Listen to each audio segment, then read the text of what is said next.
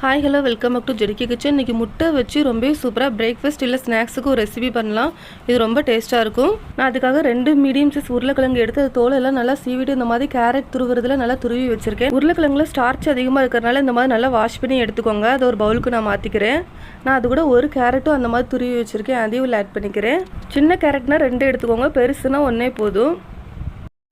நான் ஒரு பச்சை மிளகாய் ஆட் பண்ணியிருக்கேன். நீங்கள் சின்ன குழந்தைகளுக்குன்னா பச்சை மிளகாய் ஆட் பண்ண வேண்டாம். பாதி பல்லாரி இந்த மாதிரி கட் பண்ணி வச்சுருக்கேன், அதையும் உள்ள ஆட் பண்ணிக்கிறேன். கொஞ்சமாக உப்பு, கொஞ்சமாக மிளகுத்தூள் ஆட் பண்ணிக்கோங்க.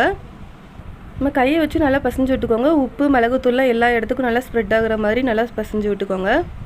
உங்களுக்கு எத்தனை முட்டை தேவையோ அத்தனை முட்டையை ஒரு பவுலில் உடச்சி எடுத்துக்கோங்க. நான் அன்றைக்கி ஒரு 4 முட்டை எடுத்திருக்கேன். இது ரொம்ப ஈஸியாக செஞ்சிடலாம். இது செய்கிறதுக்கு ஒரு 10 நிமிஷம் போல தான் ஆகும். ஆனால் எல்லாருமே ரொம்ப விரும்பி சாப்பிடுவாங்க. நான் தேவையான அளவு உப்பு ஆட் பண்ணிக்கிறேன், கொஞ்சமாக மஞ்சத்தூள் ஆட் பண்ணிக்கிறேன், கொஞ்சமாக மிளகுத்தூள் ஆட் பண்ணி இந்த மாதிரி நல்லா மிக்ஸ் பண்ணி விட்டுக்கோங்க.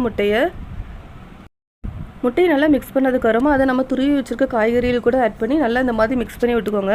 நான் அது கூட இன்றைக்கி 3 ஸ்பூனில் கோதுமை மாவு ஆட் பண்ணிக்கிறேன். 3லேருந்து 4 ஸ்பூன் வரைக்கும் நீங்கள் கோதுமை மாவு ஆட் பண்ணிக்கலாம். கோதுமை மாவு இல்லைன்னா மைதா மாவு கூட யூஸ் பண்ணிக்கலாம். ஆட் பண்ணிவிட்டு இந்த மாதிரி நல்லா மிக்ஸ் பண்ணி விட்டுக்கோங்க. ஒரு பேனில் இந்த மாதிரி நல்லா எண்ணெய் தடவி வச்சுக்கோங்க. இந்த மாதிரி ஊற்றி வச்சுருங்க. நல்லா சமப்படுத்தி விட்டுக்கோங்க. ஃப்ளேம் வந்து நல்லா லோ ஃப்ளேமில் வச்சுக்கோங்க, ஹை ஃப்ளேமில் வைக்க வேண்டாம். ஒரு மூடி போட்டு ஒரு 10 நிமிஷத்துக்கு கொஞ்சம் அப்படியே நல்லா லோ ஃப்ளேமில் வேக வச்சுக்கோங்க.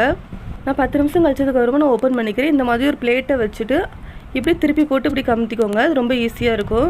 திரும்பவும் அந்த பிளேட்டில் இருக்கிறது அப்படியே இந்த மாதிரி மாற்றி போட்டு இப்படி வேக வச்சுக்கோங்க. 2 பக்கமும் திருப்பி போட்டு கொஞ்சம் நல்லா வேக வச்சுக்கோங்க. 2 பக்கமும் நல்லா வந்ததுக்கப்புறமா இந்த மாதிரி கத்தி வச்சு இந்த மாதிரி நீங்கள் விருப்பப்படுற எந்த ஷேப்லனாலும் நீங்கள் கட் பண்ணி எடுத்துக்கலாம். இது நீங்கள் உங்கள் குழந்தைகளுக்கு பிரேக்ஃபாஸ்ட் இல்லை ஈவினிங் ஸ்நாக்ஸ் கூட செஞ்சு கொடுக்கலாம்.